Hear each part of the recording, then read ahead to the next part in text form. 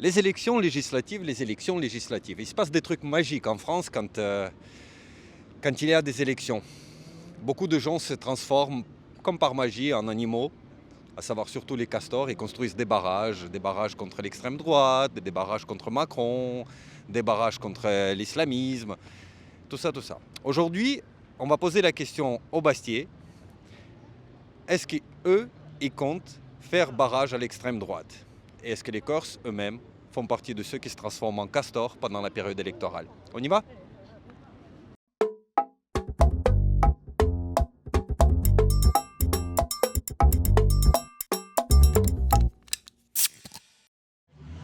En vue des élections législatives qui vont avoir lieu ce week-end, pensez-vous qu'il faille faire un nouveau barrage à l'extrême droite?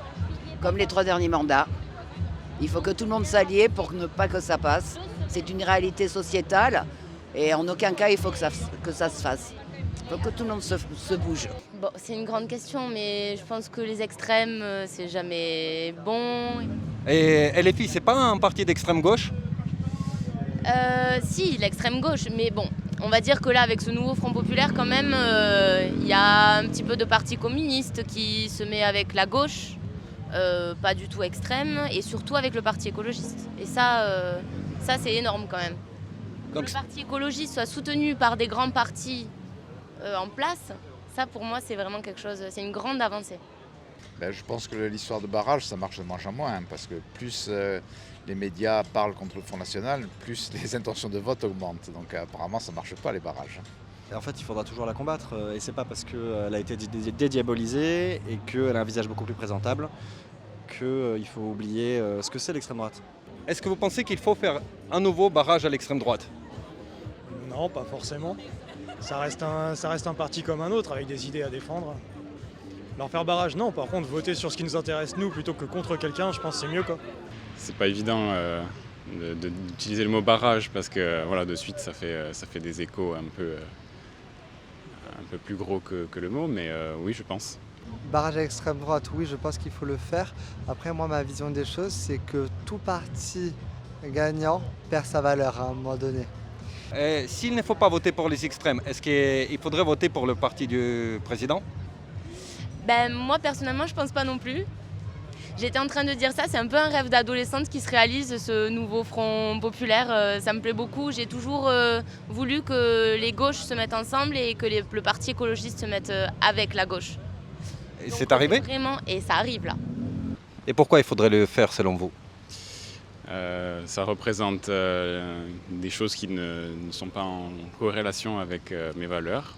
Donc voilà, je vote en âme et conscience envers des sujets qui me touchent et qui me représentent. Mais pourquoi il faut la combattre aujourd'hui? Quels sont les points qui font d'elle un parti inacceptable? Écoutez, moi j'ai une peau blanche, je suis blanc, je suis hétéro, j'ai aucun problème. Normalement, personne ne m'emmerdera. Je ne fais pas partie des minorités qui seront emmerdées par le RN. Par contre, je sais que avec une peau plus foncée, avec une orientation sexuelle différente, ou avec des gens qui ont des passés plus difficiles que le mien, eux, ils vont vivre quelque chose de terrible. Et je pense qu'on va avoir aussi un recul des droits. Et je pense que les citoyens eux-mêmes, ça va être très compliqué pour eux en fait. Je pense qu'en fait, on va se faire complètement bananer avec un gouvernement RN. Leurs mesures sociales ne seront pas du tout sociales en fait. Ils n'ont jamais été au pouvoir. Pourquoi est-ce qu'il faut faire le barrage à l'extrême droite? Parce qu'ils n'ont aucune valeur de la République, ils n'en connaissent pas l'histoire, ils ne connaissent pas l'histoire de la France. Et je pense que c'est des gens qui sont bien à côté de la plaque. Pourquoi il faut faire barrage à l'extrême droite? Parce que tout simplement l'intolérance. Je suis quelqu'un de base j'ai vécu beaucoup de différences dans ma vie, donc je parle vraiment du côté personnel, pas forcément de valeur. J'enchaîne toutes les différences, beaucoup en tout cas. Et j'ai beaucoup été rejeté et je n'aimerais pas que quelqu'un d'autre soit rejeté. Quand on met le problème sur les immigrés, il faudrait peut-être voir le vrai problème. Les fraudes qui existent en France, régler d'autres problèmes qui sont directement de l'ingérence de l'État et sûrement pas l'immigration. L'immigration est un des problèmes, mais ce n'est pas le principal. Il faut parler de l'essentiel et sûrement pas d'autre chose, quoi.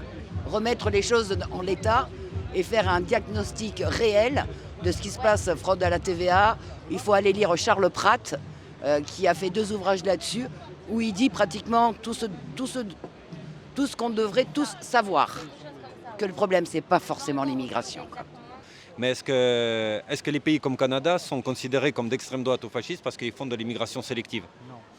Non, en fait, je pense qu'il y a il y a eu un vrai problème en France, et ça, c'est un problème de la gauche ces dernières années, même le centre. En fait, la question de l'immigration a été complètement abandonnée par la gauche, qui a été un peu prise en otage par son aile plus à gauche. Et il y a des débats qui ont été complètement abandonnés.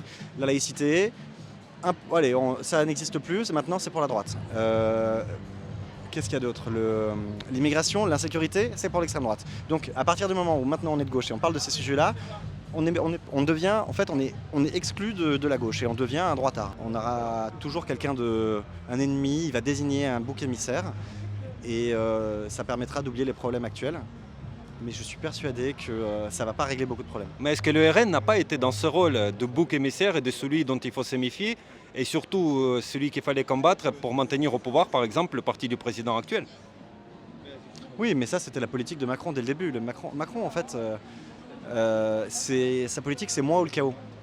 Moi ou le chaos, bon ben voilà, maintenant on va voir le chaos, on va voir ce que ça donne. Mais je ne suis pas persuadé que ça soit... que le calcul ait été gagnant en fait. Macron il a diabolisé la gauche. Aujourd'hui on parle plus de la gauche, on parle de l'extrême gauche. Et son seul adversaire crédible entre guillemets ça va être l'extrême droite. Mais je suis pas persuadé que l'extrême droite puisse donner quelque chose de vraiment, que ce soit une alternative viable vraiment. Est-ce que c'est pas Macron lui-même qui a désigné, à un moment donné il a discuté avec M.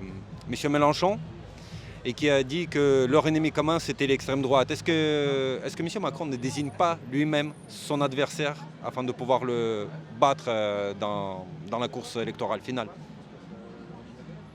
Oui, je pense qu'il y a un calcul politique de ça. Il y a forcément un moment où Macron il a regardé ses chances contre la gauche, il a regardé ses chances contre l'extrême droite et il sait qu'il pourra toujours compter sur les voix de la gauche. Est-ce qu'il y a des candidats qui vous intéressent dans cette élection? Pas forcément, je suis vraiment pas renseigné sur le sujet, quoi. Allez-vous voter? Non. Allez-vous voter Oui, je vais voter. Ce week-end, vous allez voter? Bien sûr. Vous allez voter ce week-end? Je pense, oui. Est-ce que vous allez voter à ces élections législatives? Bien sûr, bien sûr. Mais je vous dirai pas quoi. Et vous, pour vous, qu'est-ce que vous allez faire pour ces législatives? Moi, je ne vais pas aller voter parce qu'aucun parti ne m'attire. Je les trouve tous inintéressants. J'adhère à rien, quoi, à rien qui m'est proposé là, à rien. Ne pensez-vous pas que vous abandonnez un peu votre pouvoir de citoyen quand vous n'allez pas voter? Oui, quelque part, oui. Mais le problème, c'est que quand vraiment on se trouve devant des propositions qui vraiment ne nous intéressent pas, on a du mal à se décider, quoi.